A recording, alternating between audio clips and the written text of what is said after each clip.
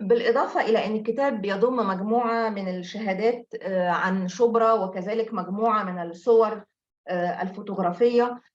يعني إحنا قدام شكل مغاير للكتابة التاريخية، وده اللي يمكن بقى هنتعرف عليه بشكل يعني أكبر مع التقديم اللي هيعمله لنا دكتور محمد. وطبعا أنا بقول دكتور محمد لكن إحنا أصدقاء يعني قدماء جدا.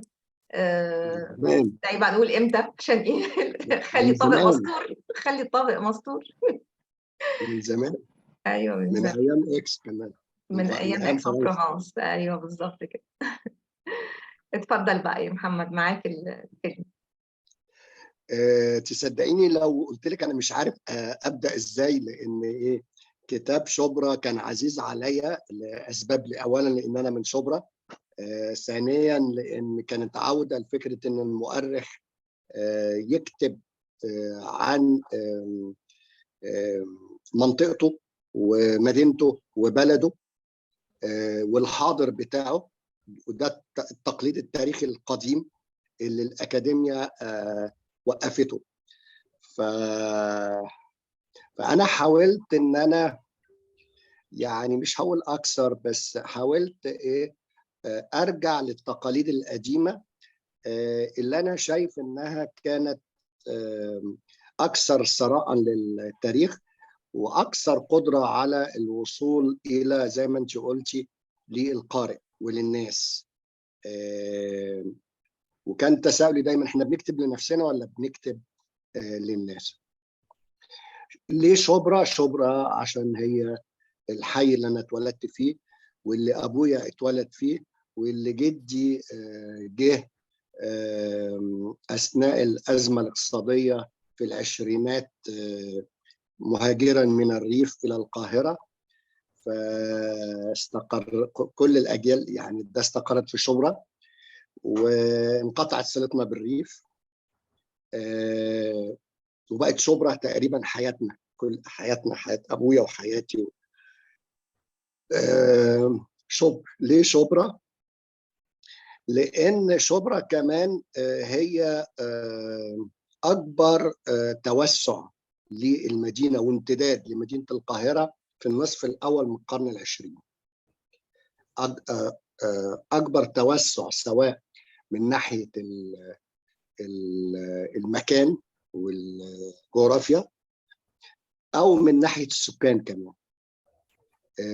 شبرا بدأت طبعا شبرا كحاجة قديمة، كانت قرية جزيرة بدران، ومن الناحية الثانية خالص قرية منية السيرج. لكن شبرا كحي ارتبط ب شقة محمد علي وشق الطريق للقصر بتاعه في شبرا، وبالتالي تنفس وتوسع القاهرة تجاه الشمال. ليه؟ لأن في الوقت ده المصري بشكل عام ما بيحبش التوسع لا في الصحراء ولا في الجبل. ده كان الدنيا اتغيرت عند المصري خالص، وبقى يهاجر وبقى يتوسع في الصحراء ويتوسع في الجبل. فكان المقطم مثلا منطقة معزولة حتى وقت قريب، وكانت الصحراء اللي حوالين القاهرة منطقة معزولة، لدرجة ان في تقريبا في نفس الوقت اللي كان البارون امبان بيعمل مصر الجديدة كانت شبرا. وكان الناس بيقولوا على البارون امبان ده راجل مجنون، ده رايح يعمل في الصحراء. والتوسع من ناحية الأرض والمساحة والسكان في شبرا فاق بشكل كبير جدا مصر الجديدة، رغم ان مصر الجديدة نجحت لكن التوسع فاق. ليه برضو شبرا هي حي المهاجرين؟ هي حي المهاجرين المسلمين من الدلتا والصعايدة من المسيحيين من الصعيد، وسكان الشوام من الساحل الشرقي للبحر المتوسط، وسكان جنوب البحر المتوسط وبصفة خاصة اليونانيين والإيطاليين. فهو حي المهاجرين بامتياز. عشان كده الأخلاق أو الكالتشر سميها زي ما نسميها، كانت مختلفه لانه كله جديد كده، حاجه جديده. في نفس الوقت هو الحي اللي ليه سميته اسكندريه صغيره؟ اولا لانه الحي اللي اختلطت فيه الاجناس واللغات والاديان، يهود ومسلمين ومسيحيين، والاجناس شوام ومصريين ويونانيين وارمن وايطاليين، واختلطت فيه كمان المصريين حتى مسلمين ومسيحيين صعايده ودلتا. وكان دايما بيستقبل مهاجرين وبيقدروا يتكيفوا. ودي الازمه اللي هتحصل بعد 67، المهاجرين اللي من الريف اللي هم فرضوا نفوذهم على شبرا. في نفس الوقت هو حي الفن بامتياز، حي الفن بامتياز من اول مسارح رضا الفرج قبل ما تتنقل المسارح لعماد الدين. عشان كده بشبه باسكندريه، المسارح بتاعت الكورنيش في اسكندريه. حي السينما، زي ما السينما دخلت مصر عن طريق اسكندريه، دخلت كمان القاهره عن طريق شبرا، سواء من خلال الاجانب اللي في شبرا وتحويلهم الكافيهات الى قاعات لعرض السينما في وقت مبكر جدا قبل ثوره 19 مثلا، ثم استوديو محمد بيومي ابو السينما المصريه في شبرا، ثم دور السينما بقى المشهوره واللي اثرت في اجيال، وكتير كتب في مذكراته او ذكرياته عنها، سواء بقى دولي سينما شبرا بالاس، سينما الامير، يعني ايه قصص وحكايات كتيره. وكان في سينمات تانية اختفت بشكل كبير. ايضا هو الطبقه الوسطى بامتياز، حي الطبقه الوسطى بامتياز. لما نشوف خريجي مدرسه التوفيق مثلا، اديكم مثال، سمير سيف المخرج والاستاذ السينما المشهور، كان بيقول لي ان هو في فصله في مدرسه التوفيقيه كان في مين في الوقت ده، عشان نعرف شبرا خرجت مين وخرجت ازاي يعني. وازاي انها كانت حي الطبقه الوسطى اللي التعليم والثقافه والفن هم مصلحه. سمير سيف كان معاه في نفس الفصل اسامه الغزالي حرب، ممدوح حمزه، اسامه الغزالي حرب، وهو واثنين تانيين، عثمان وزير التخطيط اللي كان اسمه عثمان، والخامس هفتكره حالا. 5 في فصل واحد وفي سنه واحده، يعني من ضمن الشخصيات. نتكلم بقى على يعني شخصيات فنيه، تقريبا كل الشخصيات الفنيه عدت على شبرا، من اول ماري مونيك اللي جت مهاجره وعندها سنه من لبنان مع اسرتها وتربت في شبرا، ثم اصبحت اشهر نموذج لحما في شبرا. لكل الفنانين يعني لو قعدت اتكلم مش هخلص. وحتى بركات، هنري بركات اللي هو برضه من اصول شاميه، اتولد في شبرا وهو من اصول شاميه في جزيره بدران عشان يبقى اشهر مخرج. فهو حي السينما والفن والبتاع والمقاهي بتاعت شبرا، وازاي الفنانين كانوا بيقعدوا عليها. ترماي شبرا وقصته زي ما هو معروض قدامكم وحكاياته. شبرا رمز الوحده الوطنيه، وانا اتكلمت حتى عن الام السربيوس، نموذج الوحده الوطنيه. والشبرا كمان الصحافه، الطبقه الوسطى في الوقت ده كانت الصحافه.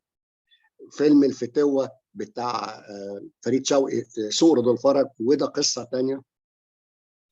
لكن شبرا اللي هي المتنوعه دي واللي هي زي اسكندريه بالظبط، وفيها مدارس اجنبيه بالمناسبه، سواء فرنسيه ايطاليه بتاع، وفيها انديه، يعني نادي اسكو اللي في شبرا ده كان اصلا نادي الجاليه اليونانيه، نادي رياضي وغيره. فيها الكنائس الشهيره جدا زي سانت تريزا اللي هي، فقصه كده اقرب لاسكندريه، واللي هي الحي المدينه اللي تنزلوا من الريف، تنزلوا من هجراتك من الشام او من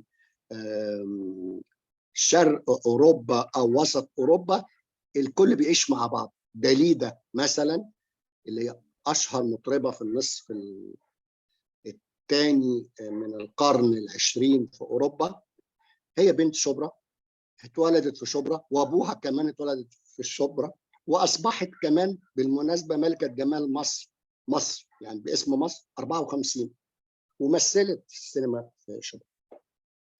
شبرا الحي الغريب ده بيتغير بعد 67 ومع السبعينات ومع موجات من الهجرة من الريف، هي اللي أخضعت شبرا للتغير بشكل كبير جدا للسلفية، وأصبحت شبرا اللي هي رمز الوحدة الوطنية ورمز المسألة الكوزموبوليتانية دي خالص، فجأة تتحول إلى سلفية، ويطلع منها الشيخ محمد عبد المقصود اللي دعا على المتظاهرين زي ما موجود في الكتاب، وممدوح إسماعيل النائب، كان نائب عن شبرا في زمن الإخوان، واللي قدم في البرلمان. وشبرا تتغير بشكل كبير جدا ويحصل عليها تغيرات. طبعا خروج الأجانب لعب دور، خروج أقباط مع صعود الموجة السلفية لعب دور، سلفنة المجتمع لعب دور، المتغيرات العامة كمان لعبت أدوار أخرى. فشبرا في الحقيقة في الكتاب أنا حاولت أدرس حي أقرب إلى اسكندرية لأنه منفتح على البحر اللي هو النيل هنا، ومنفتح على الهجرات، وحي الجميع يسكن فيه، وحي الفن، ثم تحولاته السلفية. في نفس الوقت اللي كانت شبرا بتتحول فيه سلفية، كان اسكندرية كمان تتحول لسلفية وتصبح معقل للسلفية.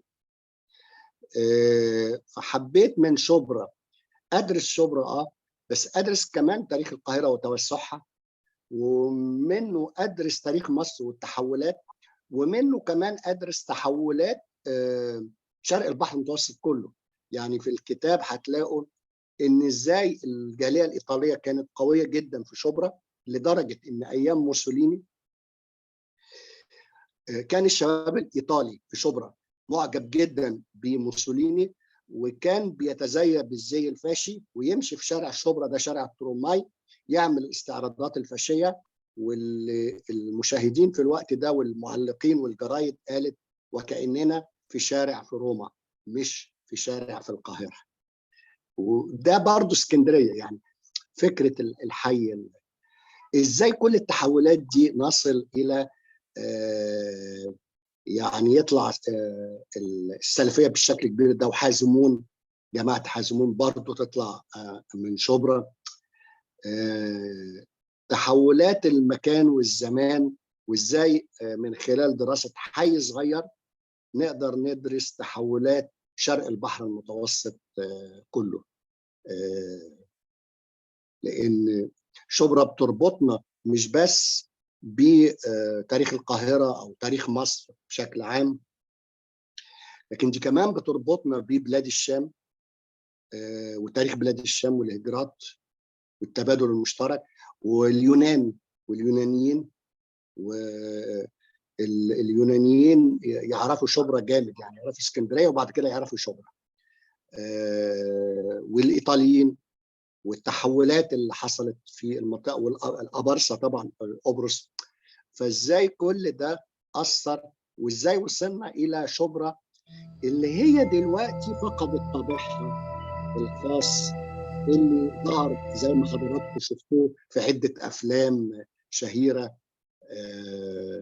سواء بحب السيما، فيلم هندي، سواء خير بشارة، يوم يوم عسل ويوم مر، أو يوم عسل ويوم مر. لأن خير بشارة من شبرا، وهنلاقي مخرجين كتير من شبرا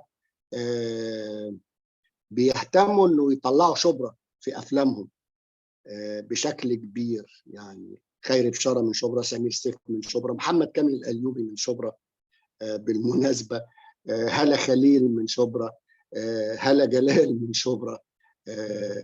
يعني في قائمه طويله من المخرجين في الحقيقه القريبين، فما بالنا قبل كده. فهي تحولات المكان والزمان، وازاي شبرا فقدت طابعها الخاص. يعني لو قعدت اتكلم عن شبرا مش هخلص، فانا حابب ان انا ايه اسمع تعليقاتك وتعليقات الجمهور. بس انا عايز اقول ان كان في مشكله في المصادر قبل ما انسى، فكان لابد من الاعتماد على مصادر غير تقليديه، فاعتمدت على الافلام، على الروايات، على الصحف المدرسيه، لان في الوقت ده في الثلاثينات والاربعينات كانت في صحافه مدرسيه على اعلى مستوى. عندي نماذج ونشرت نماذج منها في البتاع، سواء مدرسه شبرا الثانويه او مدرسه التوفيقيه. اعتمدت على مذكرات الشخصيات الكبرى اللي خرجت من شبرا. اعتمدت على بعض الجرايد والمجلات المحليه كانت بتطلع من شبرا، لان كان بيطلع مجلات في الحقيقه. يعني بديع خيري طلع في سنه 26 مجله من شبرا، من جزيره بدران، لان هو من شبرا، وده وقت مبكر جدا. وفي الثلاثينات مثلا نلاقي واحد في شارع شيبان في شبرا، يعني اللي هي دلوقتي بقت حي شعبي، بيطلع مجله عن الصحه والجمال، حاجه كده زي طبيبك الخاص، فيها بقى معلومات جنسيه وستات بمايوهات ومش عارف ايه وبتاع، عادي جدا، والناس بتعمل اشتراكات. فكان الاعتماد على زائد الشهادات والشفويه. طيب انا يعني المجلات دي الرياضه البدنيه دي وبتاع، دي واحده من المجلات اللي طلعها الجوهري من شارع، والملاهي المصوره طلعها الجوهري من شارع شيبان، اللي هو دلوقتي شارع شعبي جدا للاسف. ده الشارع اللي جنب الشارع اللي اتولدت فيه داليدا بالمناسبه. ف يعني تحولات المكان والزمان في الحقيقه غريبه، مش غريبه، لكن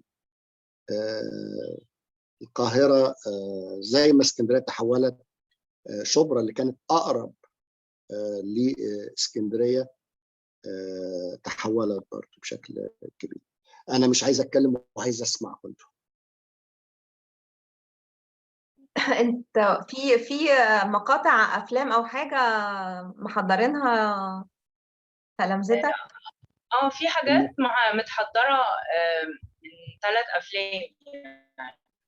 طب يتهيألي ممكن برضو نشوف اجزاء، يعني تخلي برضو الجمهور يعني يبقى مندمج اكتر في الكتاب لو قدرنا نشوفها.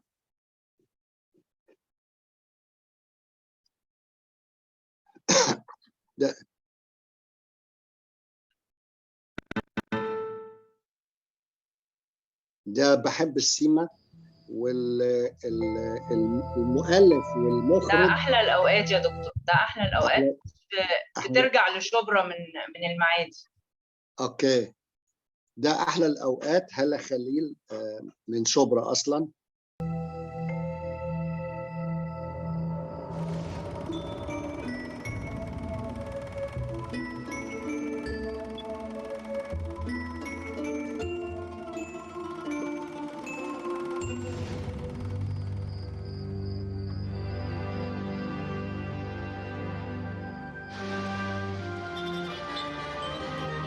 دي ذكريات المدرسه وكده، وانا جايب كتاب صور لبنات زي كده من مدرسه شبرا الاعداديه، بنات في الوقت ده. دي وقت بدايه شارع كرم الشبرا.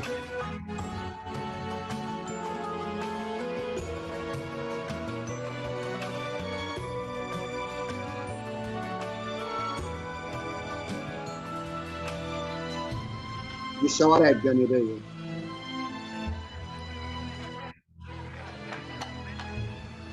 بتدوري على ايه يا حبيبتي؟ كان في واحدة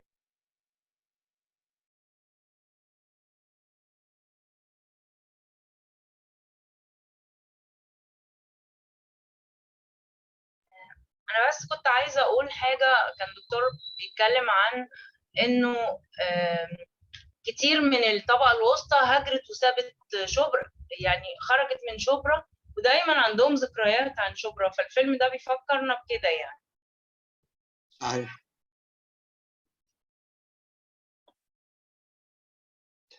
ده فيلم الفتوة اللي هو عن سوق رضا الفرج وفريد شوقي والبتاع، وسوق رضا الفرج كان بيلعب دور مهم جدا.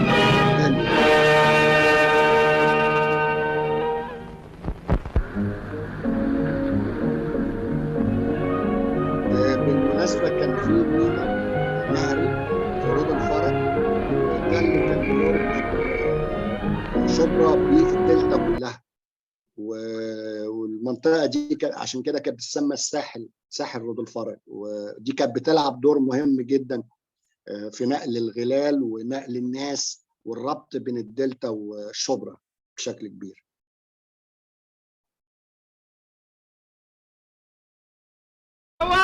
مين هريدي؟ ازيك يا هريدي؟ شديد سلامات. انت متعيش؟ ايه ازيك بلا؟ بخير. مين ما؟ جاموسة وكيل العمدة وولد خالك مسعود توفاه الله. ام عبد الستار، تعال سلمي على هريدي. مرحبتين. مرحبا. ممكن مين ده هريدي؟ اللي كان في السجن. لا دي هريدي الصمطاوي، ده هريدي. الناس كلها عارفة فيلم الفتوة أكيد. عرفته، اللي سرق المواشي من دوار العمدة. لا دي ولد خالي حميدي، ده هريدي ولد عمتي مبروكي. مرحبتين. وده ولدي عبد الستار، وحدايا كمان بنت ولد صغير. انتوا عوضتوا ليه؟ خد يا ام عبد الستار اشتري لنا راطل لحمه وشويه خضار وشويه رز عشان خاطر الضيف، بس يم جوام قبل الدنيا ما تمشي. ازيك يا عمران؟ سلامات يا هريدي. ازي امك؟ يلا يا واد انت وهو، يلا روح هاتوا فلوس تاني. ابو عبد الستار هيقولوا جرات اللحمه قال ب10 قروش قال. جيب لنا نص راتل عشان خاطر الضيف ولو. طب ما عندناش ده. ناكله من الرجال. ولا اقول لك بلاش رز، اتصرفي وبلاش فضايح. اتصرف. ازيك يا ابو عمران؟ الله يسلمك. سلامات. تسلم وتعيش. ما قلت ليش امك راجل بالسلامه؟ لا والله لسه ممكن تعبان. ننقل على فيلم امال انت تاني جيت مصر تعمل ايه؟ جاي اشوف اي شغلانه. شغلانه ايه؟ ايوه ان شاء الله اشتغل في الفاعل ولا بواب عماره، حتى لو اسرح بموسح علاقه وشرابات. البطاطس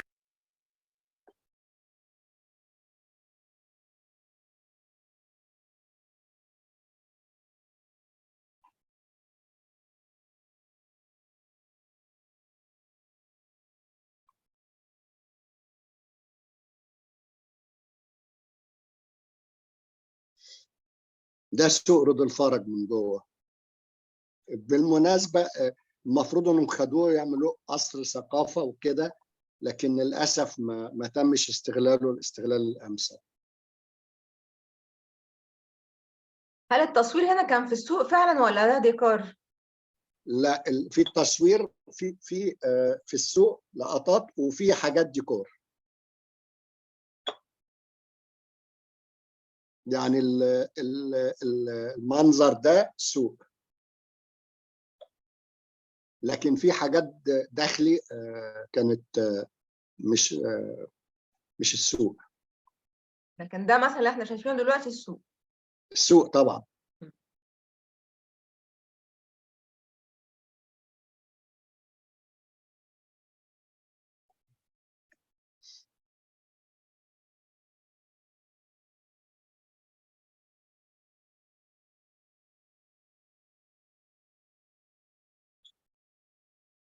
ممكن ننقل على فيلم تاني يا عبير او حاجه تانية.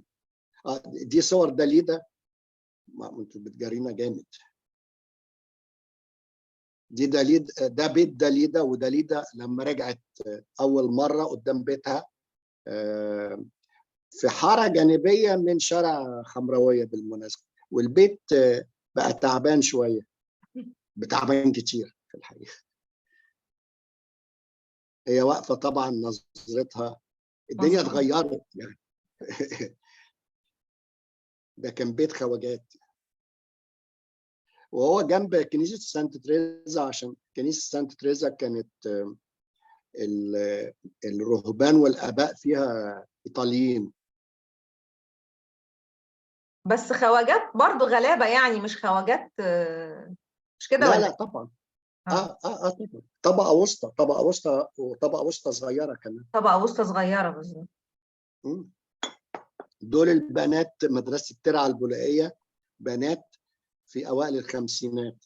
ودي صوره لعمة عماد ابو غازي، كانت بتشتغل في المدرسه، فعماد اداني الصوره دي.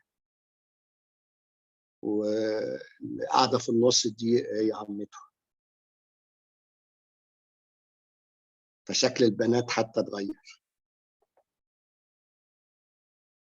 ما اعرفش ليه كانوا زمان احلى، ولا انا اللي ما اعرفش. دي مدرسه توفيق اللي بوظوها، دي كانت قصر سعيد باشا وقصر اسماعيل، وبرعوا بيها مدرسه اللي هي مدرسه التوفيقيه، وكان فيها حمام سباحه، ما حصلش للاسف. باظت وشالوا الواجهه التاريخيه بتاعتها، هيئه الابنيه المدرسيه، وبقى شكلها وحش جدا يعني للاسف. كانت قصر ملكي خديوي. طيب عبير، عندك فيلم وده قصر الامير عمر توسن اللي اصبح مدرسه شبرا الثانويه. بالمناسبه اصبح مدرسه شبرا الثانويه في العهد الملكي، يعني ده ما كانش تاثير ثوره 23 يوليو، لا هم اتبرعوا بيها مدرسه ثانوي من العشرينات، والتوفيقيه من قبل كده. لو في فيلم او حاجه، ده محمد بيومي عشان الاستوديو بتاعه. ودي سينما مودرن كانت حديثه وقفلت. وهنري بركات طبعا من اشهر المخرجين ومن شبرا، وده علي الكسامه كان مسرحه في شبرا. بحب السينما. المؤلف والمخرج طبعا من شبرا. وفيلم هندي برضه نفس الشيء. سيداتي، آنساتي، سادتي، أنا نعيم عدلي، سني 40 سنة. أنا اللي واقف هناك في البلكونة، بس ده من أكتر من 30 سنة. هنا عشت طفولتي وسط الجيران دول. عم عبد الحميد فراش في المحكمة، ودايما بيفخر إنه بيقعد مع القضاة والمستشارين، وهوايته رش المية عمال على بطال. وأبويا يصوت المية يا بهايم يا اللي تحت. وفوقينا على السطوح عيلة مكينة فندي الكوميسيونجي واخواته التلاتة، وعندهم يجي فريقين كورة. وطبعا أمي تصوت انتوا يا بهايم يا اللي فوق.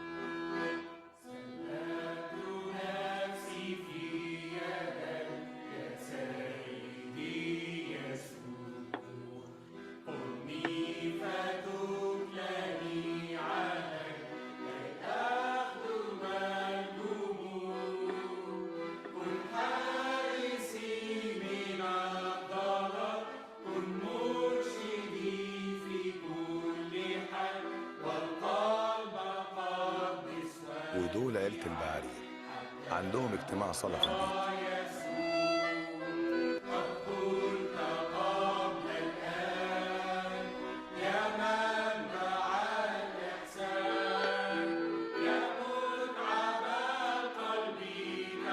طبعا الفيلم ده عمل ضجة لأنه اتكلم عن داخل العائلات القبطية، فكان من الأوائل الأفلام اللي اتكلمت على دواخل حياة العائلات القبطية على الشاشة بشكل مباشر في الحقيقة. والكنيسة اللي ظهرت فيها هي كنيسة في شارع شبان، كنيسة إنجيلية مشهورة، آسف، في شارع الدكتور عبد الوهاب، مشهورة، كنيسة النزهة.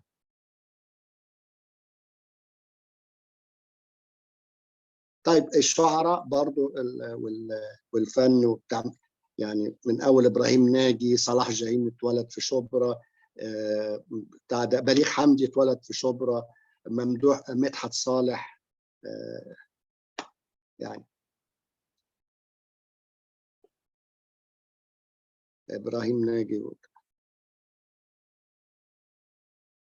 أحمد حلمي بالمناسبة هو الصحفي اللي هو جد صلاح جاهين، والأحمد حلمي يعتبر رمز للصحافة المصرية وتسمى شارع باسمه، وهو كان ساكن في شبرا، وهو جد صلاح جاهين الشاعر الكبير، وصلاح جاهين اتولد في شبرا برضه.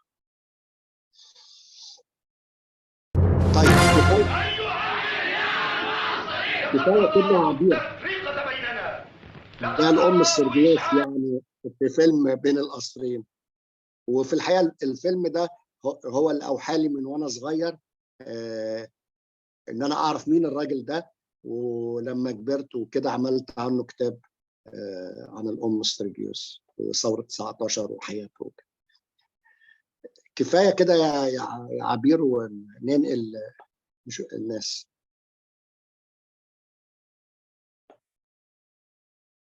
تمام، شكرا جدا يا محمد على العرض الشيق ده للكتاب، واللي يعني انتقل بينا من مناطق مختلفة وفي تنوع شديد، يعني ادى لمحة عن روح الكتاب للي ما قراهوش. انا الحقيقة عندي 4 أسئلة، بس مش عارفة، مش هسألهم كلهم، هسأل الأول سؤالين واخلي بقى سؤالين للآخر. فالسؤال الأول، أنت أول ما بدأت قلت إنه النوع الكتابة التاريخية اللي بتمتزج فيها أنا الكاتب بالمادة التاريخية، واللي أنت بتقدمه في الكتاب ده هو كان نوع قضت عليه الأكاديمية، وكأن الكتابات المؤرخين القديمة كان فيها هذا المزج ما بين ذاتية المؤرخ وموضوعية المادة. فهل ممكن تشرح لنا شوية يعني الموضوع ده، وازاي ان انت ازاي وليه كمان انت يعني رجعت للتقليد ده، لو هو كان تقليد فعلا؟ هو تقليد فعلا، يعني هنلاقيه عند التاريخ اليوناني والمؤرخين اليونانيين في التاريخ اليوناني القديم، هنلاقيه حتى في التاريخ الإسلامي، وصولا حتى للجبرتي. يعني هو الجبرتي كتابه وتاريخه الشهير ده، هو في الحقيقة ما كانش عايز يكتب التاريخ من أول ما الدنيا قامت لحد، لا، هو كان عايز يكتب تاريخه، تاريخ الفترة بتاعته، فعمل مقدمة زيه زي كتير من المؤرخين، المقريزي وحتى في وسطهم ابن إياس، بيعمل مقدمة كده عادية عن اللي قبل كده، ثم شغله وتركيزه كله عن الفترة اللي هو فيها، وهو موجود، يعني ذاتيته موجودة في الشغل، وبيكتب شغل أقرب لتاريخ الحاضر في الحقيقة بالنسبة له، وما بيخفيش نفسه، سواء المقريزي، سواء ابن إياس، سواء الجبرتي، موجود. حتى عبد الرحمن الرافعي شغله الكويس في الحقيقة والمختلف هو الفترة اللي عاشها، يعني هو عمل تاريخ الحركة القومية، عمل برضه مقدمات لكن الإنجاز الحقيقي في الفترة اللي هو عاشها، وعبر عنها، سواء حتى انحيازاته مهمه، يعني سواء انحيازاته مصطفى كامل ومحمد فريد، و يعني توجسه او عدم رضائه بشكل ما عن سعد زغلول، ده في حد ذاته مهم للمؤرخ اللي بيقرا بعد كده. فهي كانت ذاتيه المؤرخ موجوده، وهنلاقي معظم المؤرخين سواء في اوروبا او في الشرق الاسلامي كانوا بيكتبوا تاريخ مدينتهم. هنلاقي كتاب تاريخ بغداد او فتوح البلدان، هنلاقي كتاب فتح مصر بيتكلم عن مدينته او عن بلده. وده موجود سواء في تراثنا الشرقي الاسلامي او حتى في التراث الاوروبي. فالاكاديميه في الحقيقه خلقت فكره اللي هو المؤرخ زي القاضي، والمؤرخ عدم الانحياز، والمؤرخ اللي هو اكتشفنا ان الموضوعيه نسبيه في النهايه حتى. فبالتالي حرمت التاريخ من الذات، ومن تفاعل المؤرخ، ومن شهادته بنفس الوقت يعني.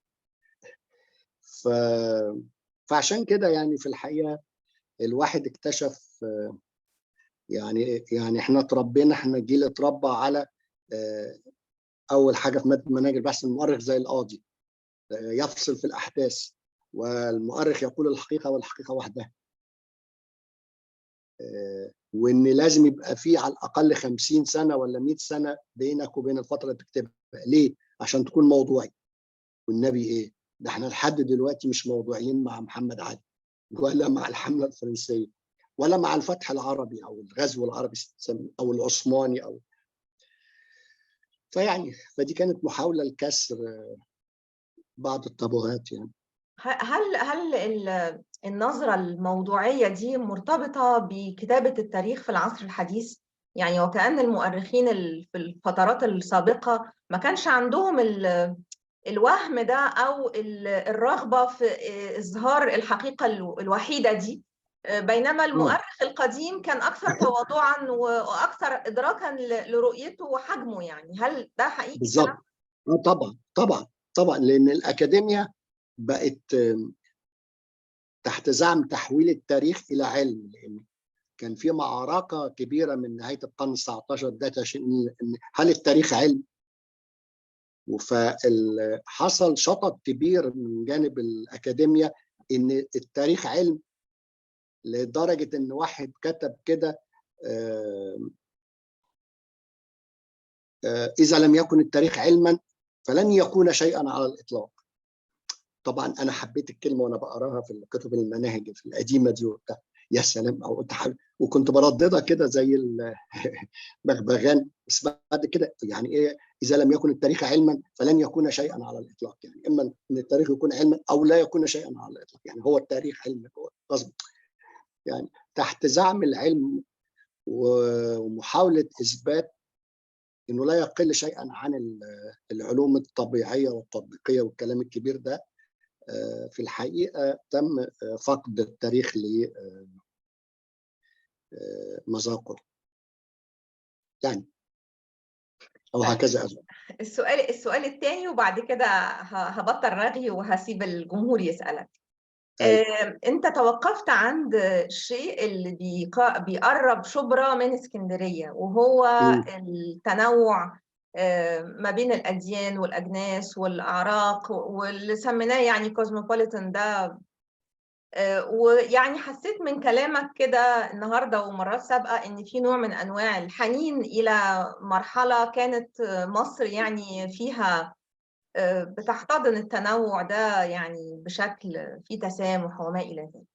لكن في مفارقة برضو أنا شفتها وخدت بالي منها النهاردة، إن يعني المناطق اللي هي كانت معرضة لهذا الانفتاح زي اسكندرية وزي شبرا هي أكتر مناطق ظهرت فيها الأصولية، يعني على ما أنت بتقول، يعني أنا ما أعرفش بس على ما أنت بتقول. فهل ده ممكن يكون معناه إنه الصورة الذهبية دي اللي إحنا بنخلقها النهاردة لعصر كان فيه التعايش والتسامح والكلام ده مش حقيقية ولا حاجة، وإنه كان الصورة دي تحتها صراعات عرقية بس يعني مكتوم عليها، وبالتالي إن أكتر مناطق ظهرت فيها التيارات المتشددة هي المناطق اللي كانت أكتر المناطق انفتاحا. وده غريب لأنه مفترض إن التراث الانفتاح ده بيخلق قيم يعني تخلي الناس تبقى بالعكس تقاوم هجمات التشدد دي. لكن في المفارقة هنا إن أكتر الأماكن اللي كانت منفتحة هي أكترها اللي بقت منغلقة. فهل أنت عندك تفسير للحكاية دي؟ دايما في التاريخ بيبقى في حاجة اسمها الردة، لأن اسكندرية ولأن شبرا ولأن وسط البلد مثلا كانت مناطق منفتحة بشكل كبير، ومناطق فأول ما بيحصل موجة ردة، المعركة بتبقى مع الأحياء دي أكتر، في محاولة ليه، عارفة بفتكر مع الموجة الإسلام السياسي ومش عارف إيه وكده وبتاع، أنا كنت بفاجئ ب يافطات كده ومنشورات ملزوقة على الحيط من التيار الإسلامي: عودي يا جامعة إسلامية.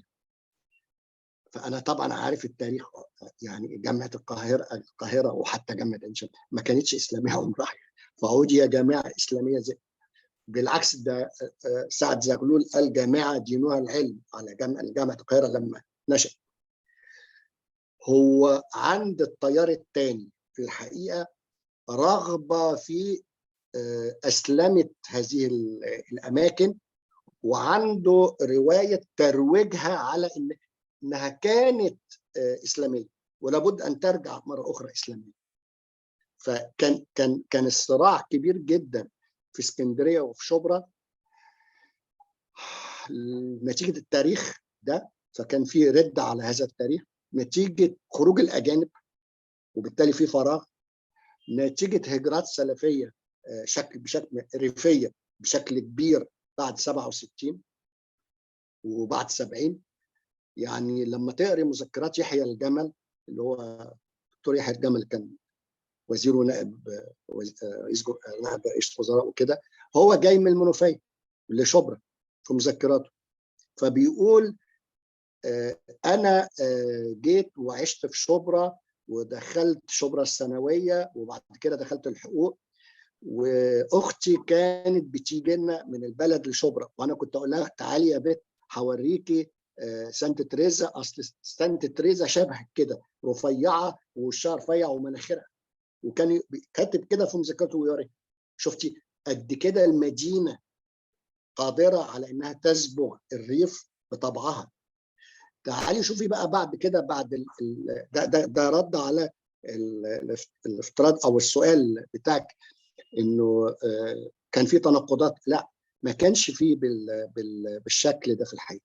هو بعد كده بعد 67 وفي السبعينات كانت في رغبه بان الاحياء دي والجامعه دي لازم ترجع اسلاميه مره ثانيه. اسلاميه ازاي ما تعرفيش، بس يعني كان في كلام كده، يعني قال كده يعني لازم نرجعها تاني، وكان نوع من انواع الجهاد في الحقيقه. وعشان كده مثلا يعني في شبرا الأم سيرجيوس اترشح سنة 49 والمصطفى النحاس قال له لا ما تترشحش، رجال الدين ما يترشحوش في الانتخابات، وفعلا ما ترشحش. في 71 الأم بولس باسيلي دخل الانتخابات ونجح. من السبعينات فما طالع بقت معركة عدم دخول المسيحيين في الانتخابات ونوع نجاح في الانتخابات، وبقت نوع من انواع الجهاد. ففي الحقيقه هي رد فعل على تاريخ كوزموبوليتاني او تاريخ منفتح، ودعايه على ان لا لازم نرجع دي اسلاميه تاني. ففي الحقيقه الهجرات الريفيه في الثلاثينات والاربعينات والخمسينات كانت بتتكيف جدا مع المدينه. بعد كده لا، تم ترييف المدينه بشكل كبير جدا، وتم محاوله اسلمه المكان، واحيانا صناعه تاريخ مزيف على انه اسلامي من الاول يعني، او هكذا اظن. شكرا على ردودك. تالي دلوقتي ممكن يكون في أسئلة أو تعقيبات. اسمحوا لي بسؤال. كنت عايزة أسأل، في مقولة دايما لما بيكون التاريخ حاضر في كتابات معينة، دايما بتذكر كتاب لحظة تاريخ للدكتور محمد المنسي قنديل، كتاب قصصي جميل جدا، 30 قصة من الزمن العربي. فهل هو كان بيقول في الكتاب ده إنه المقدمة إنه دائما المؤرخين بينشطوا في مراحل الأزمات وفي الأزمنة المفصلية، فهل الكتاب اللي سعدنا بالاستماع لتفاصيله النهاردة، هل هو وليد زمن مفصلي أو لحظة مفصلية؟ بالضبط. يعني هو أول صفحة فيه في الحقيقة، أنا فاكر الدكتور جابر عصفور الله يرحمه ما قرأ قال لي يا ابني ده مرسية على حي ومرسية على زمن.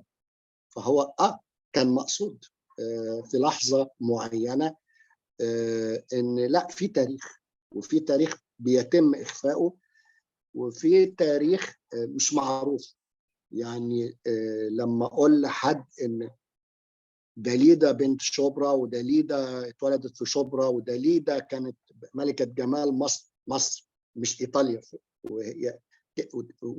وإن كلية الهندسة اللي في شبرا دلوقتي دي كانت المدرسة الإيطالية اللي اتعلمت فيها داليدا، وإن نادي إسكو ده اللي موجود في آخر شبرا ده نادي الجالية اليونانية. محدش عارف إن كان في يونانيين وإيطاليين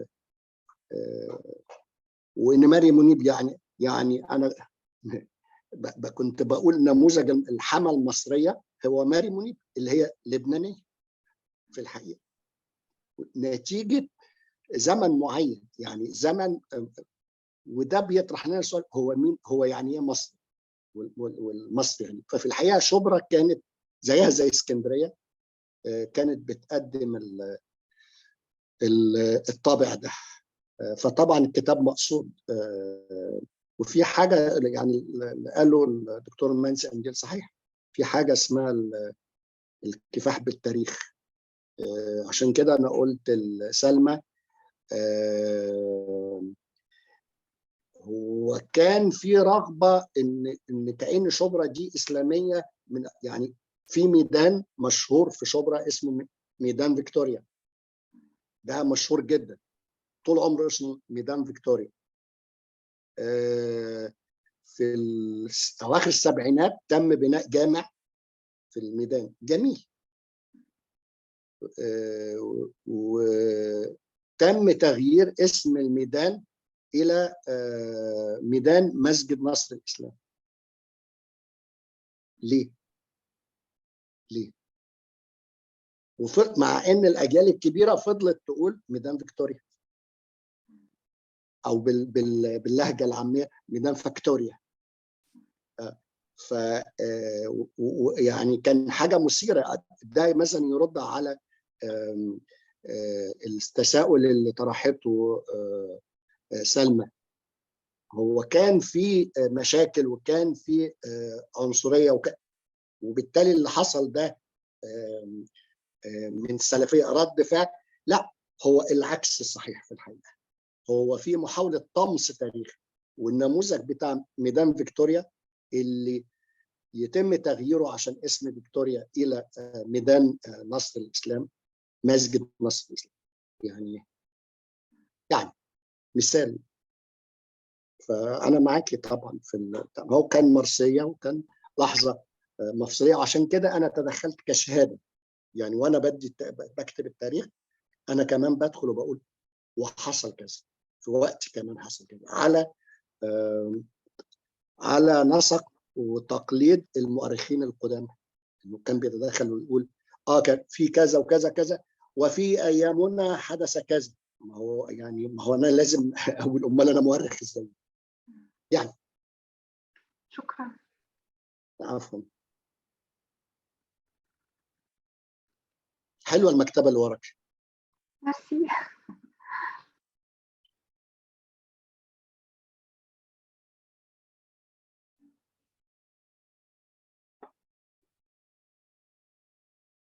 سلمى اختفت.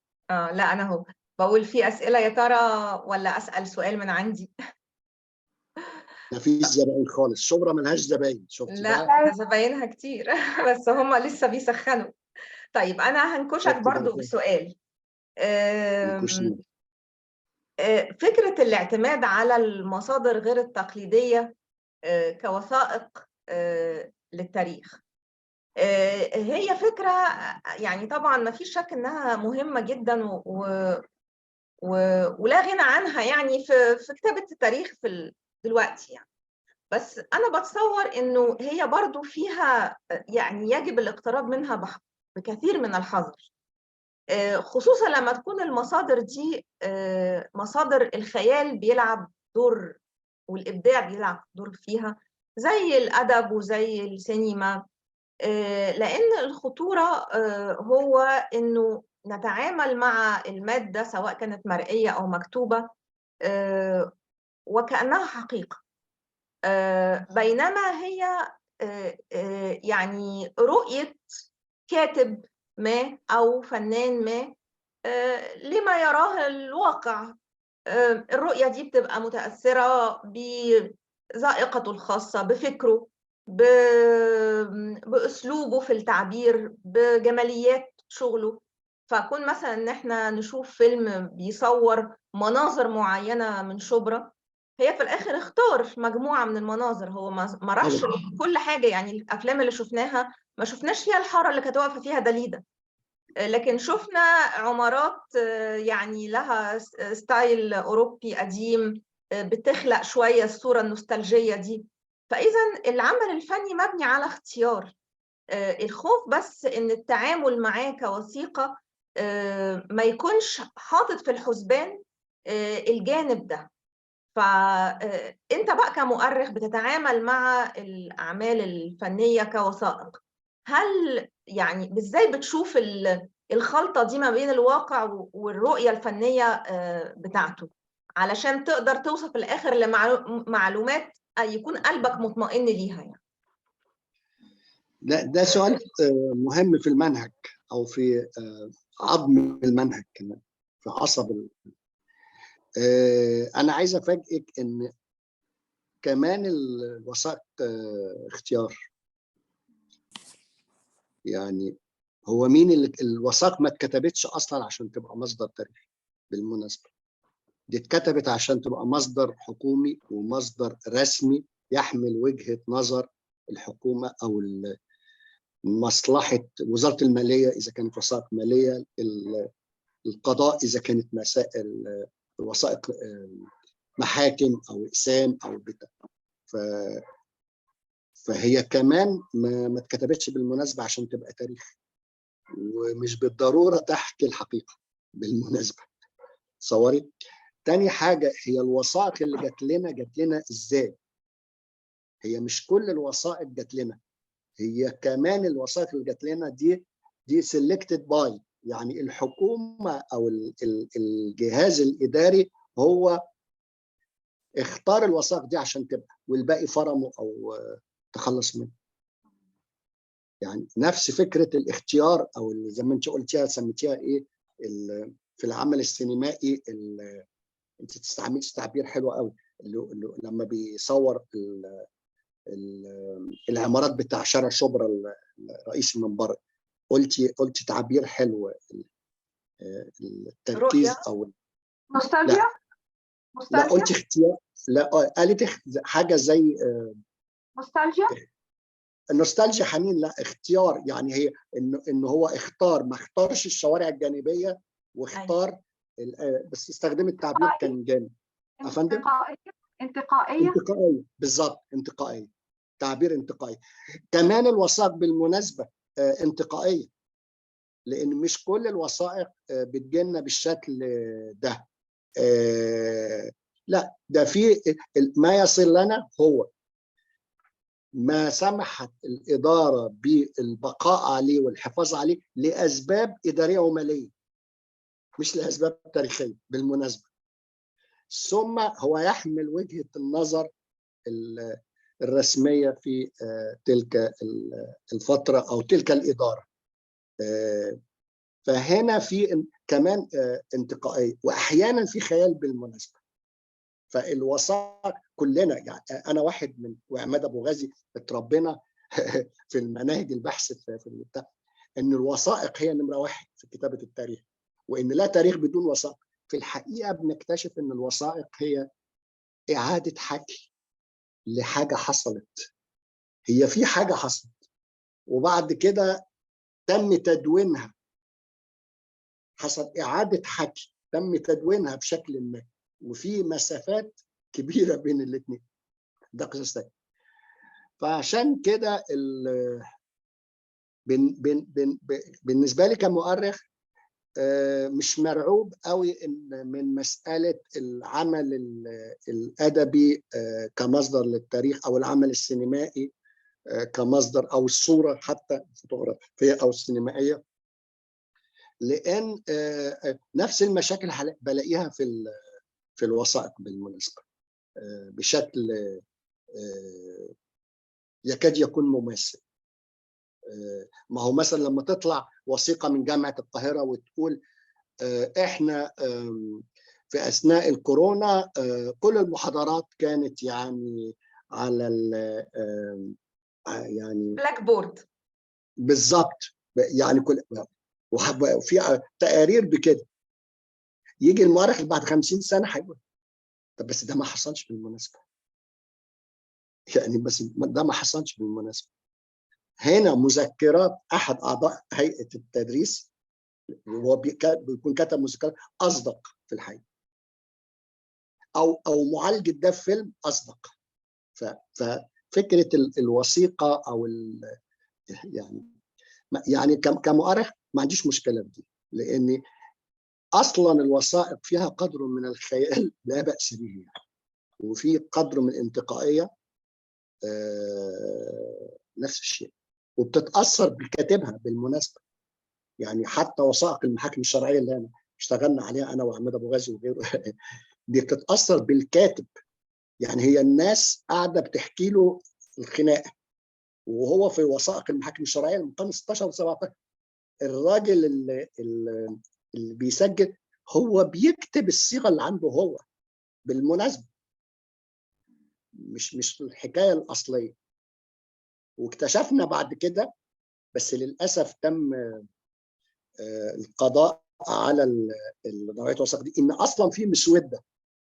يعني هو الراجل بيكتب في مسوده وبعد كده بيتم تبييض الحاجه دي في سجل تاني هو اللي وصل لنا بعضه، والمسودات دي ما وصلتناش، وصل لنا واحد. فنكتشف ان دي حاجه تانيه خالص. يبقى في حكايه اصليه وفي اعاده حكي ثم اعاده حكي الحكي. سلم لي على المترو، ده قمه الخيال يعني في مصداقيه طبعا، مش بقول ان ما فيش مصداقيه، لكن كل المصادر تؤخذ بحذر. جميل. مش عارف لا يعني النقاش في المنطقة دي الحقيقة مفيد. يا ريت.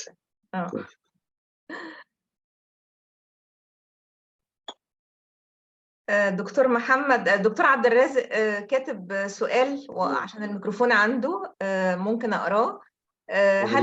دكتور محمد، هل كانت هناك جالية إيطالية بالمعنى الحقيقي أم مجموعة أسر إيطالية متفرقة مهاجرة من القرن التاسع عشر؟ نحن في حاجة إلى جولة في معالم شبرا الإيطالية بصحبة سعادتك، نشوف فيها معهد الساليزيان دون بوسكو وغيره من المعالم. طبعا كانت جالية كبيرة جدا في شبرا، مش مجرد عائلات، لدرجة ان بعض المصادر والمذكرات زي ما قلت كانت بتحكي انه في الثلاثينات والاربعينات كان الشباب الايطالي في شارع شبرا بيحول شارع شبرا كانه شارع من روما، وبيمشي باستعراض فاشي، وكأن شارع شبرا ده جزء من شارع من روما في الوقت ده. ده نموذج على ان ازاي الايطاليين كانوا في شبرا حجم كبير. بس كمان مثلا كنيسه سانت تريزا كان معظم الرهبان اللي فيهم ايطاليين، ولحد دلوقتي، يعني مش لحد دلوقتي، لحد وقت قريب كان ناس كبار منهم بيتكلموا ايطالي الاول، وبعد كده لو كلمتهم فرنساوي بيرد، بس ايطالي. وكان كليه الهندسه في شبرا اللي قدام جامع سنداره دي في الحقيقه كانت المدرسه الايطاليه، ده الدكتور عبد الرزاق. لكن لما حصلت الحرب العالميه الثانيه انجلترا صدرت الممتلكات الايطاليه والمدارس الايطاليه، فاستولت على المدرسه دي. وبالمناسبه نقلت مدرسه فيكتوريا كوليدج من اسكندريه، لان اسكندريه كانت تحت الضرب، فاتنقلت في الوقت ده فيكتوريا كوليدج للمدرسه دي في شبرا طول فتره الحرب. ثم بعد الحرب فضلت فاضيه الى ان اصبحت ما رجعتش الايطاليين، الى ان اصبحت اول مقر لكليه الاداب جامعه عين شمس، وفضلت لحد الستينات اداب عين شمس. ثم ذهبت اداب عين شمس الى العباسيه، وتحول المكان الى المعهد العالي الفني تبع جامعه الزقازيق، ثم تحول الى كليه الهندسه. فده مثلا كان جزء في المدارس الساليزيان والدون بوسكو دي لحد دلوقتي موجوده وشغاله بشكل كبير، وبيتخرج منها ناس كتير. وفي مثلا روايه بنت من شبرا بتاع فتحي غني، هو بيتكلم عن عائله ايطاليه في شبرا وازاي كان بيحصل زواج مع مسلمين مصريين عادي. نتكلم عن دي. لا، كان في جاليه كبيره مش قليله. احنا عندنا تعليقات هنا. جزيل الشكر للدكتور محمد عفيفي والسلمى على هذه المحاضرة القيمة الممتعة الثرية، ونتمنى لقاءات أخرى مع دكتور محمد عفيفي. كذلك دكتورة شادية السوسي، لقاء ممتع ممتاز ومستنير. شكرا جزيلا ضيفنا المؤرخ العظيم. اتفضلي دكتور نيفين. مساء الخير دكتورة سلمى، ومنورانا جدا جدا حضرتك لقائنا ده بقى. يا وحشتينا، بقالك كتير ما زرتيناش. والله حضرتك دايما بتجيب لنا يعني ضيوف عظام، وطبعا المؤرخ العظيم دكتور محمد عفيفي، وشكرا لوجوده ويانا النهارده، وشكرا لوقته الطيب، وخصوصا في كتابه شبرا اسكندرية صغيرة في القاهرة. أنا بسأل حاجة حضرتك كنت أوضحت في كتاب حضرتك، بعد إذن حضرتك دكتورة سلمى لو تسمحي لي بالسؤال، إن هي يعني محمد علي ساهم في تطوير شبرا. اوكي صحيح. وحضرتك قلت كمان في كتابك ان في ان هو مد شارع ما بين القصر الريفي وقصره في عابدين، وتم زراعة العديد من الأشجار. السؤال طبعا بسيط جدا، هل تم معاونته في زراعة أو يعني تطوير الحي في ذلك الوقت بأسمن اللي كان في فرنسا وكان بيطور شوارع فرنسا، فكانت شوارع شبرا بقدر التطور بتاع شوارع فرنسا، ولا أنا كده بحيد عن طبعا عن يعني دخلت في حتة كده في الأدب الفرنسي والحضارة الفرنسية؟ فحضرتك أكيد عندك معلومات كثيرة في هذا المجال، وخاصة إن حضرتك ذكرته في كتابك اللي هي قصور الأسرة العلوية في شبرا، ويعني الجزئية دي يعني مهتمة بيها جدا، وخاصة تطوير اللي هو محمد علي في شبرا. فأنا فاتني يمكن جزء في الأول، لكن لحقت بكم بعد بدء الحوار ب10 دقايق كده. فإذا سمحت لي لو كنت حضرتك قلته يعني توضحه، لو ما قلتهوش يبقى أستمع إليه. شكرا لحضرتك دكتور محمد عفيفي. شكرا. حضرتك من اسكندريه؟ ودكتورة سلمى. ايوه أنا من اسكندرية، أستاذ لغويات وترجمة، والحمد لله بفضل الله مدير معهد الدراسات اللغوية والترجمة، وكان باسكندرية بكلية الآداب، وكان لنا تعاون كبير مع دكتورة سلمى في ألكسندريا إي ليرنينج كلاب، قدمت لنا كذا محاضرة في مجال السينما والأدب، والنهاردة يعني أكون ضيفتها، فشكرا ليها يعني. وطبعا سعيدة بوجود حضرتك معانا، وأحيي كمان أستاذتي وصديقتي وأمي الغالية دكتورة شادية السوسي، لأن هي أمنا كلنا. هي أستاذ في معهد الدراسات اللغوية والترجمة. أهلا وياك. اهلا دكتور شادية. وطبعا أهلاً برحب بحضرتك. بالدكتورة داليا سعود، يعني وأسئلتها جميلة، وحضرتك عندك حق، المكتبة تحفة سيمتري، الله أكبر يعني. مش كده؟ الكادر مظبوط. انا بغبطها، مش بحسد، يعني مش بحسدها، بس بغبطها يعني. ده من الغبطه على المكتبه حلوه قوي. والله مقدمة يا دكتورة داليا بشديد سعود المودة قارئة والله. وكاتبة حضرتك ومترجمة عظيمة. الله وطبعا يحفظك، مترجمة الله يحفظك، عظيمة، لكن الله يحفظك. ويعني حضرتك تتابعها في التويتات ما تخلص يعني من جمال تويتاتها. الله أهلا يحفظك بحضرتك. دكتورة نيفين، حضرتك صاحبة فضل يعني، ربنا يحفظك، ربنا أهلا يبارك. بيك. وفي الوالدة صديقتي أهلا العزيزة بيك. الحبيبة، والله ربنا يبارك فيها يا رب. الله يبارك في حضرتك، وشكرا لإتاحة الفرصة. دكتورة سلمى مبارك دايما بتقتلنا بالجديد في مجال السينما والأدب. فعلا موضوع شبرا ده فعلا كان جميل جدا جدا جدا يعني. وطبعا دكتورتنا سارة حجازي كمان، يعني أنا شايفة أهل اسكندرية وهي حضراتكم، فأنا سعيدة جدا، حاسة إن اسكندرية مع القاهرة كوزموبوليتان زي ما الدكتورة سلمى قالت.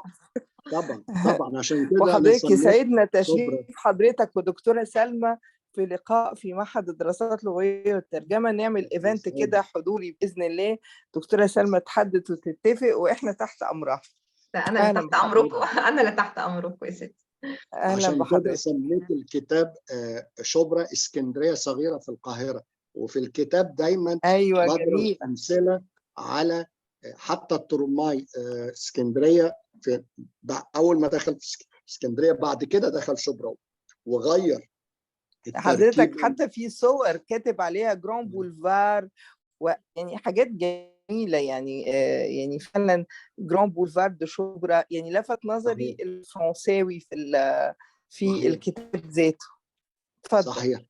وبالمناسبة كان في بعض العائلات الفرنسية مقيمة في شبرا، وأنا حتى جايب صورة لعائلة فرنسية، إحدى العائلات يعني الفرنسية، ما كانوش كتير بس كان فيه، وكانوا مقيمين في فيلا، وجايب لهم صورة وهم في داخل الفيلا. التخطيط القصور الملكية في الحقيقة كان بيخضع للتنفيذ والإدارة بيسموها إيه، في إدارة ملكية للخديوية، وبعد كده بقت ملكية لتنفيذ القصور دي بالمهندسين بتوعها، وخاصة قصر النزهة اللي هو المدرسة التوفيقية، وطبعا قبليه قصر شبرا اللي هو في آخر شبرا خالص، عملوا محمد علي، لكن قصر النزهة ده اللي هو أصبح المدرسة التوفيقية، ده زائد قصر طوسم باشا اللي أصبح مدرسة شبرا الثانوية، ده كان خاضع للإدارة الهندسية الملكية. لكن معظم المهندسين اللي بنوا العمارات الكبيرة اللي حوالين شبرا واللي بتظهر دي إيطاليين أكتر، لأن زي ما قلت لحضرتك كان في جالية إيطالية، والمعماريين الإيطاليين كانوا في الوقت ده عايشين في مصر ولعبوا دور مهم جدا في البناء. لكن كمان كان في فرنساويين خاصة بالنسبة للقصور الملكية، لكن العمارات الكبيرة دي الإيطاليين، معماريين الإيطاليين بشكل أساسي.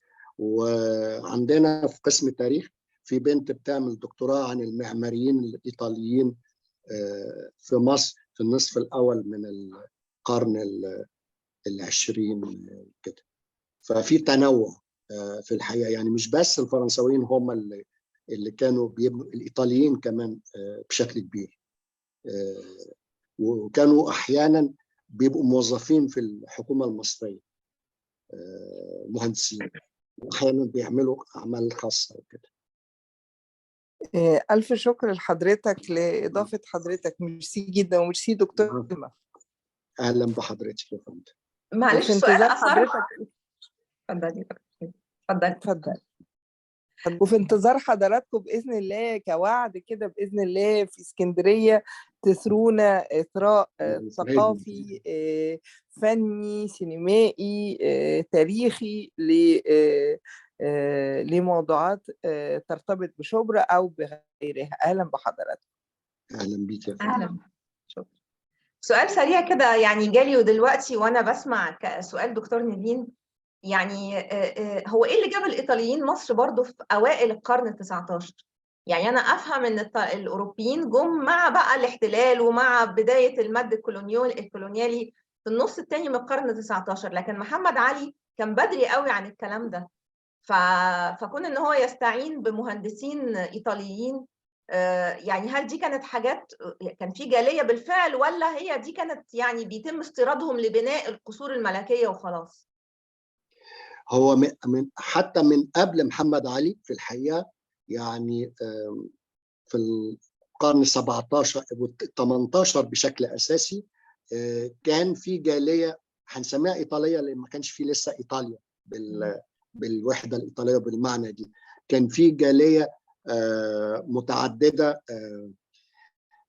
سواء من فينيسيا اللي كانوا بيتسموا البنادقة، أو من أماكن أخرى، من روما، من فلورنسا. بالضبط. كان في جاليات إيطالية، يعني وفقا قبل الوحدة الإيطالية كانوا موجودين في مصر، وكانوا معظمهم تجار أو صناع وحرفيين شوية.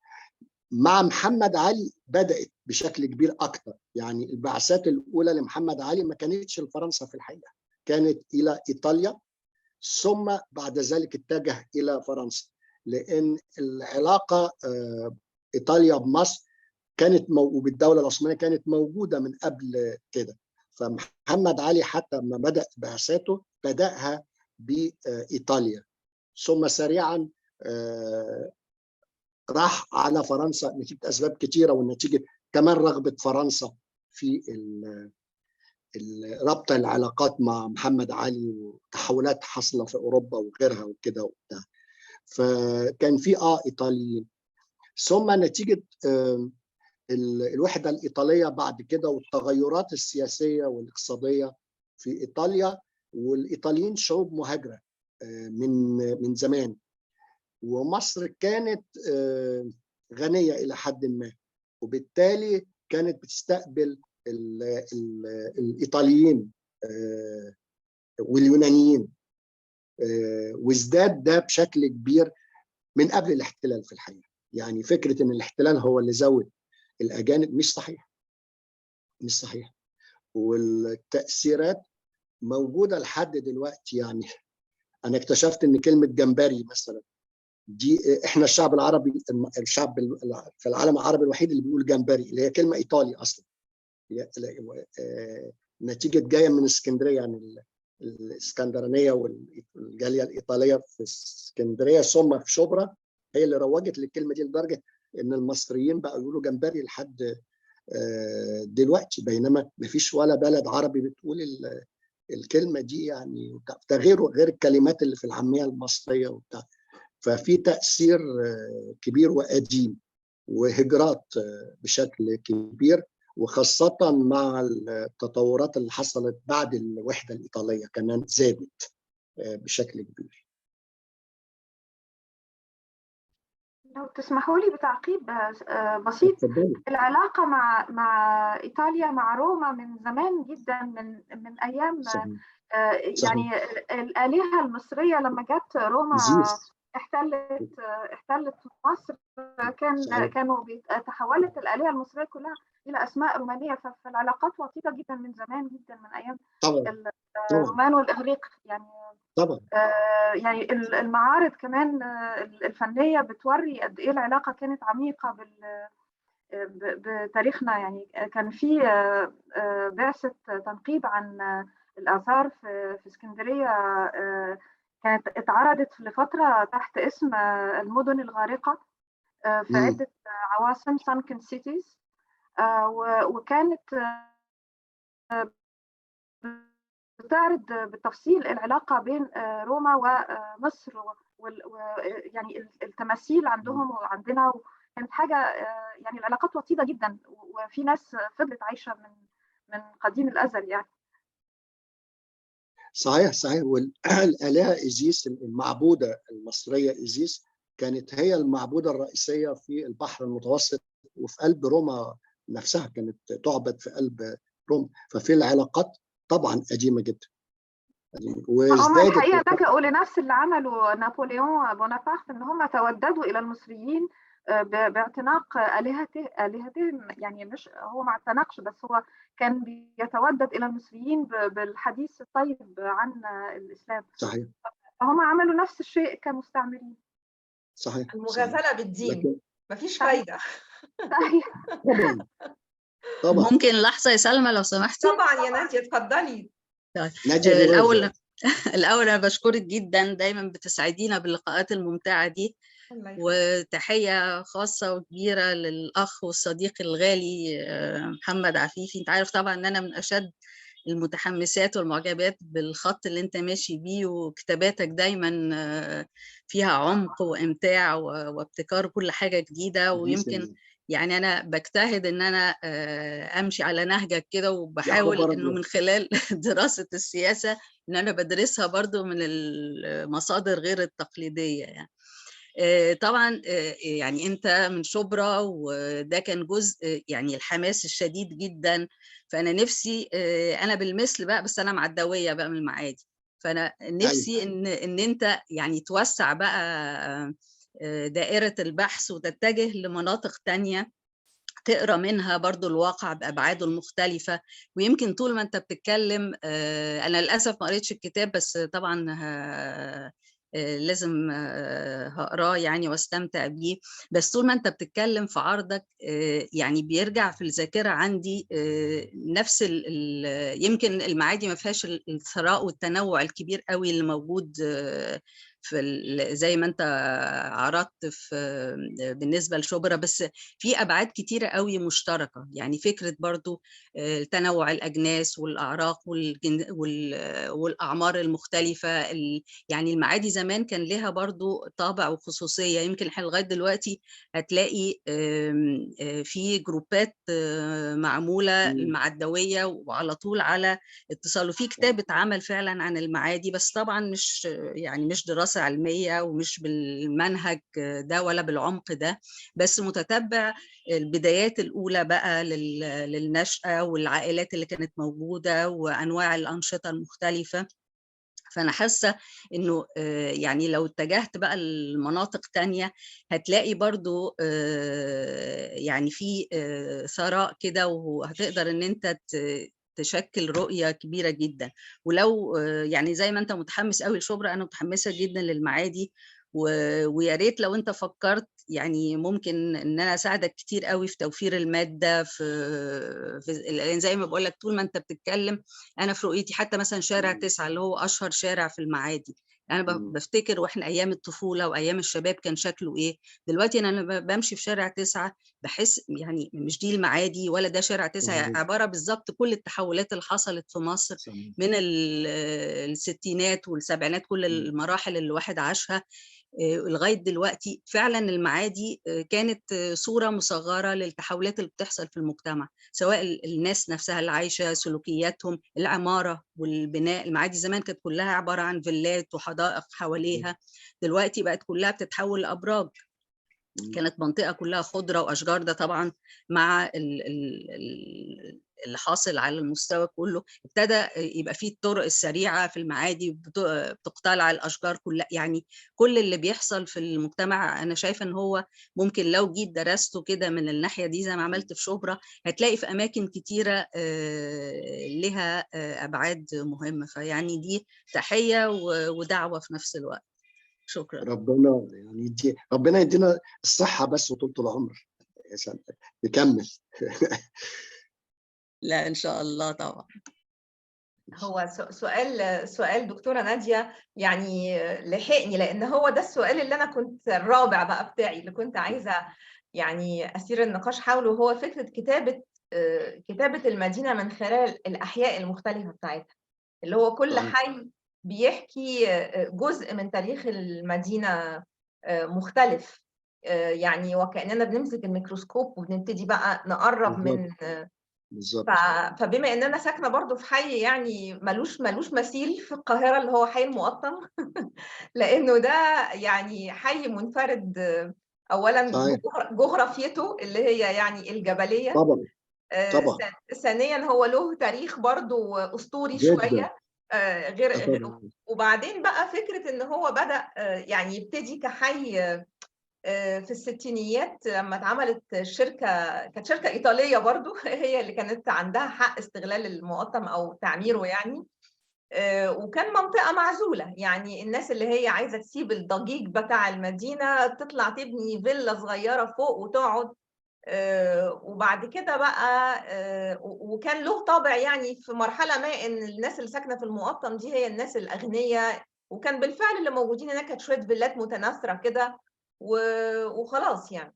وبعدين حصل بقى العمران شوية بشوية، وبعد الشركة الإيطالية مشت وجت مطرحها شركة النصر للإسكان والتعمير، وبعد كده جه الزلزال فتحول المقطم إلى منطقة إيواء، وبعدين بدأ بقى عملية انحدار وهجرة من المقطم، التركيبة السكانية اللي كانت يعني تتسم بالرقي دي نتيجة إهمال كمان شديد جدا من قبل الحكومة ليه، يعني تحسه كان محذوف كده ومحدش دريان بيه، والانهيارات اللي حصلت في الهضبة، يعني الكازينو مثلا بتاع المقطم اتصورت فيه أفلام كتير، كان سعاد حسني مثلا فيلم الحب الضائع، وأفلام كتير وصغيرة عن حب بالظبط، أفلام كتير كانت بتتصور في الكازينو الشهير ده اللي هو البيسين بتاعه كان تسبب في انهيار الهضبة، لأن البيسين بتاعه كان بيصرف على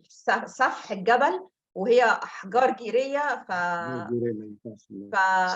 فكل ده تطورات. وبعدين بقى دلوقتي التطور الأكبر اللي احنا بنعيشه دلوقتي اللي هو احنا عندنا يعني رئيس الجمهورية بيزورنا تقريبا أسبوع أو أسبوع لا علشان يشوف يا بختكم التطوير اللي بيحصل، وفي شركات يعني عالمية هندسية كبيرة جدا هي اللي هتشتري حق استغلال الكورنيش. فأنا بعتبر إن الحي ده لازم يكتب له تاريخ والله، لأنه مش مماثل لأي حاجة تانية، ودال جدا على يعني تطورات له تاريخ مقدس بالمناسبة، له تاريخ مقدس، نقل الجبل والكنيسة، يعني له تاريخ مقدس في التراث القبطي بشكل كبير. وفي جارتي التراث العزيزة. الإسلامي كمان. أيوة. صحيح. أيوة. تمام. هل في أي أسئلة تعبناك يا دكتور محمد؟ أنا شايفة هنا مكتوب حاجات كلها شكر للدكتور محمد، وشكر الدكتورة نيفين، وعاش أهل المعادي وعاش أهل المقطم وعاش أهل شبرا يعني وشبرا لا يعني ولا وعاش ايه؟ أهل شبرا. ده شبرا هي اللي جابتنا هنا أساسا. سيمون كمان من شبرا. صحيح. أفندم؟ سيمون كمان من شبرا. مين؟ فنانة جميلة. سيمون. سيمون ايوه ايوه. كل الفنانين وعندنا في سيمون تانية برضو نبيلة عبيد متهيألي معانا دلوقتي او مشيت، يمكن كان عندنا كل يعني معظم الفنانين من شبرا. يعني من يعني انا في الكتاب ذاكرهم، يعني حسين رياض ونبيلة عبيد وحتى الراقصات. اتضح ان نجوى فؤاد برضو كانت عايشه في شبرا، يعني كويس. جميل. شكرا يا دكتور محمد جدا على اللقاء الممتع ده، وشكرا جزيلا شكرا ليكي دكتور هبة على تشريفك لينا، ولكل ضيوفنا والدكتور شادية جدا على الدعوة الجميلة. ميرسي يا دكتور محمد، والله ليك وحشة. ميرسي قوي قوي. اهلا بيك يا فندم. دكتورة علا حافظ، دكتورة شادية، دكتورة رانيا أبو الفتوح، يعني بشكر الجميع، ودكتورة طبعا عبد الرازق، سارة، ودكتورة نادية، دكتورة نيفين ثروت، ودكتور أحمد. أنا بقول دكتور وأنا مش عارفة، بس يعني نورهان عارفاكي طبعا كويس يا نورهان. بشكرك إنك معانا النهاردة، وإن شاء الله نلتقي بقى يوم السبت مش الجاي اللي بعده. هيكون عندنا مداخلة من نهى حنفي، وهي فنانة تشكيلية، وهتتكلم عن ديستوبيا المدينة في الفنون المعاصرة. فمن بقى وجهة نظر الفنان التشكيلي يعني، فهيبقى فيه برضو تنوع. أتمنى إنه تكونوا مشرفينا ونتناقش تاني إن شاء الله. ميرسي جدا دكتورة سلمى مبارك، دايما بتأتينا بحاجات جميلة وبفكر جديد وفكر معاصر. فشكرا لحضرتك وشكرا لدكتور محمد عفيفي. سعيدنا باللقاء فعلا فعلا فعلا. شكرا. أهلا بحضراتكم وسعيدة بالتعرف على حضراتكم. أهلا بيك يا فندم. احنا أسف. تمام، نراكم على خير. باي باي. باي باي. شكرا ألف شكرا. شكرا جزيلا.